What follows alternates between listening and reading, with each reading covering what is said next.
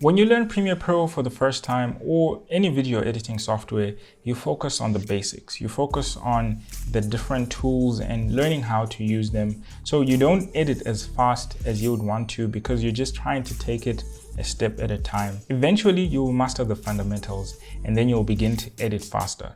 In this video, I'm going to share tips that I use. I promise you, if you do not know anything that I'm going to share today, you're going to be editing 5 times or more faster. And we're going to be focusing on keyboard shortcuts and how you can use those to improve your timeline editing inside Adobe Premiere Pro. I already have a project open here. I'm going to show you how I would have edited this if it was maybe 5 or 6 years ago when I just started to use Adobe Premiere Pro. I'd go to my razor tool and I'd go to my playhead and cut there, and I would move to my next point where I want to cut. So again, with the razor tool selected, I would click there and it would automatically cut. Either I would delete this like so and move the clip towards the left, or I'll just right click on this clip and select Report Delete. If you do not know what Report Delete is, it simply deletes the track that you have selected or the clip you have selected, and it automatically closes the gap between your previous edit point and your next edit point. I would move on and move to the next part. So I would cut there, again select my razor tool and move to the next point that I would want to cut, which would be here. So if I cut there with my razor tool, again right click, Report Delete. Let me now show you the alternatives. I'm going to undo everything. The first keyboard shortcut that I'm going to show you is Add Edit. This is where I would have chosen the razor tool and cut, but instead I'll just click on Z and it automatically cuts. Z is the key that I assigned to my Add Edit.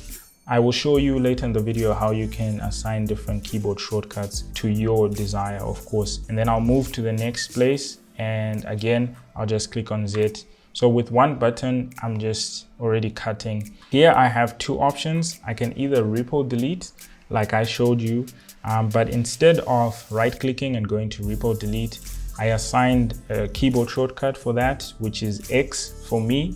So if I click on X, it Report Deletes. I'm gonna undo that. The second option is to use another keyboard shortcut, which is Trim to Previous Edit Point.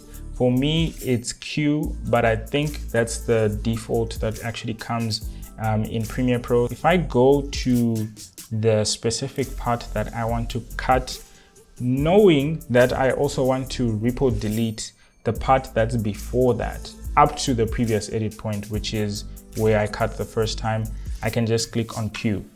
So it cuts there and it Report Deletes at the same time. How wonderful is that? You save so much time. Let's say that I actually want to do the reverse. Instead of cutting and deleting what's before the playhead, I want to cut and delete what's after the playhead up to the next edit point. So let me give you an example. I would want to keep the part that's here on the playhead going backwards, but I do not want this entire part going forward. Instead of pressing Q this time, we're gonna press W, which is again a default keyboard shortcut for Premiere Pro.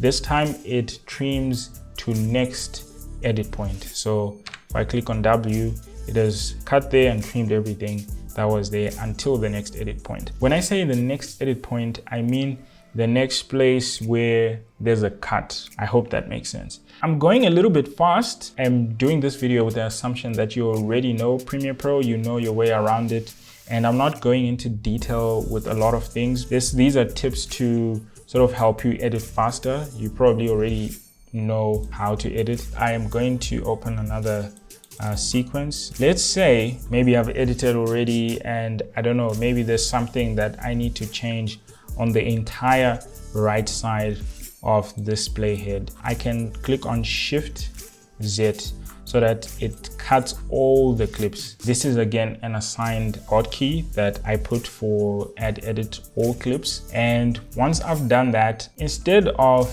selecting all the clips like this, which is something that I would have done in the past, you can then go to your track select forward tool, which has the keyboard shortcut A by default. And then you go to whichever point that you want to select everything that's on the right of that edit point.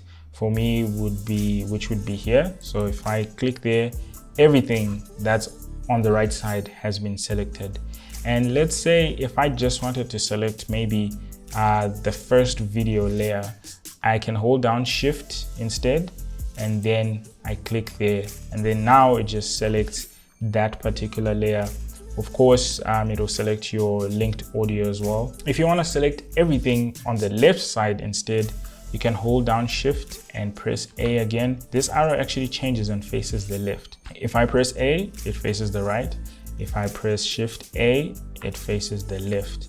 But just notice that if I hold down Shift, it has one arrow, meaning that you're selecting a single layer. And if I release Shift, it means that I'm selecting everything. So again, if I click here, it's selecting everything on the left side of that particular edit point. And then another tip that I'm going to share is enabling and disabling clips. So let's say, for example, I'm not really sure if I want to use this clip on top. Instead of deleting it like this and not having it on the timeline, I can just right click on it and go to enable. So if you click on it, it then disables it. Keyboard shortcut as well is Shift E. So if I press on Shift E, it enables or disables that clip. This is very helpful, especially if, let's say, you have 5 different cameras and you want to have all of them synced out together, and then you want to be selecting the different cameras as you go on your timeline. Another benefit of disabling your clips is if you have a lot of layers, if you disable your clip, Premiere Pro will stop processing it as an active clip, which will actually help with your processing power. Before we conclude this video, I want to show you how you can assign your own keyboard shortcuts. So if you're using a Windows, you go to Edit and you go down to Keyboard Shortcuts, and then you will already have default shortcuts that are here. Like I showed you already, Q is repo trim to previous edit playhead or point. Look for, let's say, add edit here.